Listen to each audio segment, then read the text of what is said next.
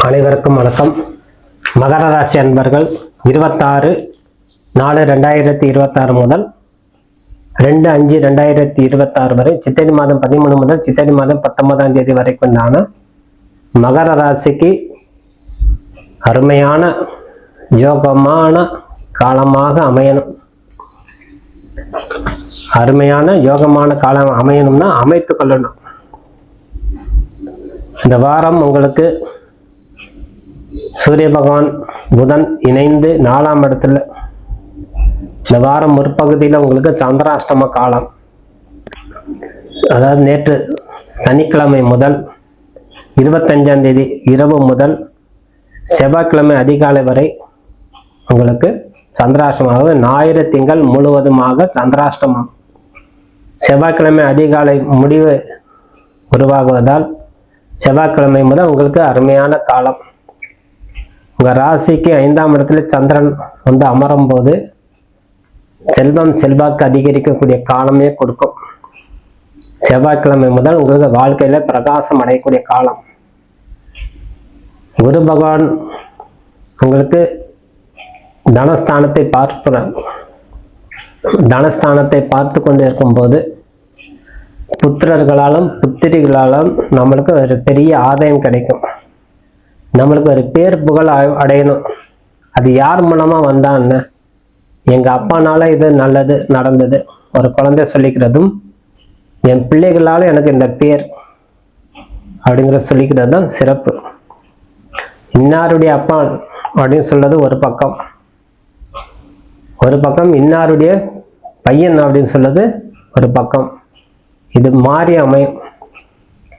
அப்ப புத்திரர்களால் ஒரு பேர் உங்களுக்கு அடையக்கூடிய தன்மை, உங்க குழந்தைங்களால உங்களுக்கு ஒரு நல்ல மதிப்பு உண்டாகும்.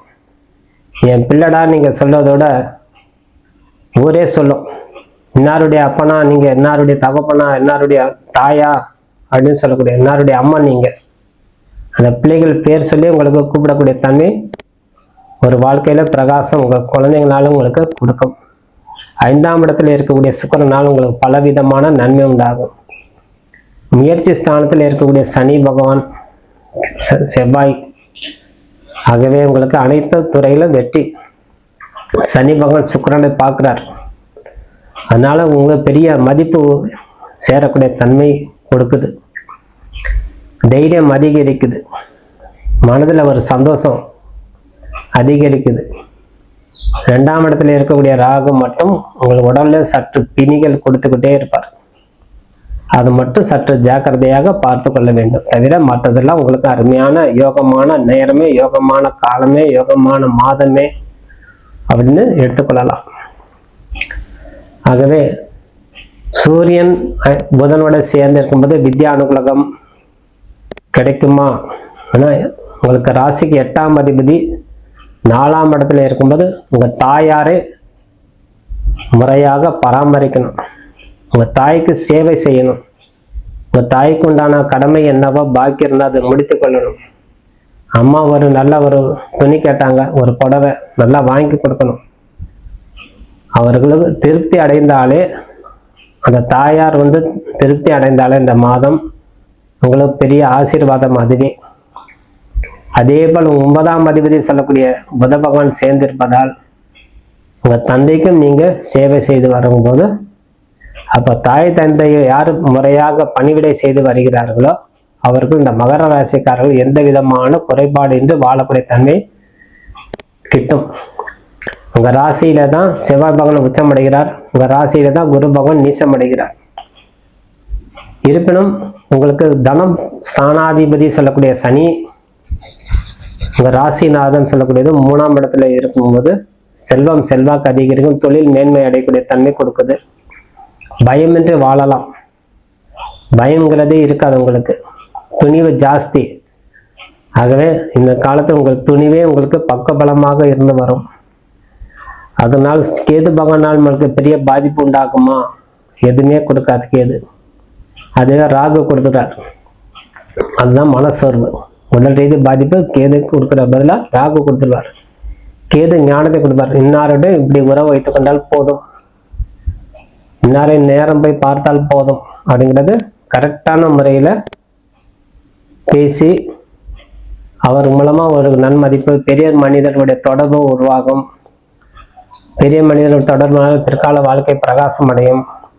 அரசியல் துறையில் இருக்கிறவர்களுக்கு நல்ல ஒரு பிரகாசம் அடையக்கூடிய தன்மை.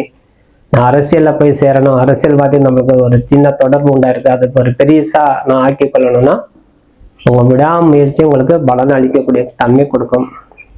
பொருளாதாரம் மேன்மை அடையக்கூடிய தன்மையை அமையும். செவ்வாய் பகவான் உங்கள் 3ஆம் இடத்துல இருக்கும்போது சகோதர வழியில இருக்கக்கூடிய உறவை சற்று பலப்படுத்திக் கொள்ள வேண்டும். அவர் வேண்டியது நீங்க நிறைவேற்றி வைக்க வேண்டிய காலம். அவருடைய ஏதேனும் ஒரு குறை உங்க மேலே சொல்லியிருக்காங்க, அந்த குறை பூர்த்தி செய்யுங்க. ஏதேனும் உங்க சகோதரி குறை காண்றாங்களா, பேசி தீர்த்து அந்த குறை நிவர்த்தி செய்வதன் மூலமா அவங்களுடைய மன திருப்தி உங்களுக்கு வாழ வைத்து விடும். அதனால் உங்களுக்கு பெரிய ஆதாயம் உருவாகக்கூடிய தன்மை கொடுக்கும். ஆகவே 10ஆம் அதிபதினு சொல்லக்கூடிய சுக்கிர பகவான் உங்களுக்கு 5ஆம் இடத்துல இருப்பதால், 5ஆம் அதிபதியே சுக்கிரன் யோகக்காரன். திருமண பாக்கியம் கூடும், புத்திர செல்வம் உண்டாகும், கணவன் மனைவியுடைய ஒற்றுமை அதிகரிக்கக்கூடிய காலம். செவ்வாய்க்கிழமை முதல் உங்களுக்கு கணவன் மனைவியுடைய ஒற்றுமை அதிகரிக்கும். ரொம்ப பாசமாக செயல்படுவீங்க. சுற்றுலா சென்று வரக்கூடிய யோகம் உண்டாகும். அதனால ஒரு குடும்பத்தில் ஒரு மற்றற்ற மகிழ்ச்சி உருவாக்கக்கூடிய காலம். இதனால் ஏற்படக்கூடிய தன்மை, சொத்து சோகம் சேரக்கூடிய தன்மையை உருவாகும். நீண்ட கால ஆசை பூர்த்தியாகும்.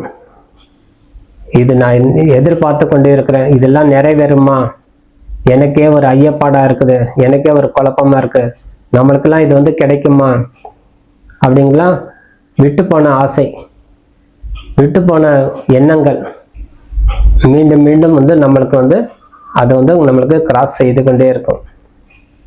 அதுவும் நிறைவேறக்கூடிய தன்மை கொடுக்கும். பெரிய மனிதர்களுடைய தொடர்பு உருவாக்கும் போது உங்களுக்கு அனைத்து விதமான தனப்பிராப்தம் அதிகரிக்கக்கூடிய காலம். ஆடை ஆபரணங்கள் பொன்பொருள் சேரக்கூடிய காலம்.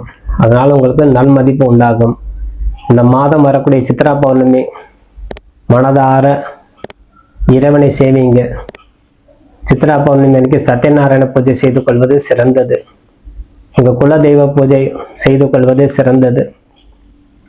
ஏதேனும் ஒரு ஆலயத்தில் திருமணம் நடந்தால் அந்த திருமண வைபவத்தில் கலந்து கொள்வது சிறந்தது. எத்தனை உங்களுக்கு நன்மதிப்பு உருவாகும். அதனால் உங்களுக்கு வாழ்க்கையில பிரகாசம் அடையக்கூடிய தன்மையை கொடுக்கும் சொல்லி விடைபெறுகிறேன். நன்றி, வணக்கம். ஜெயபாலா வாழ்க்கை.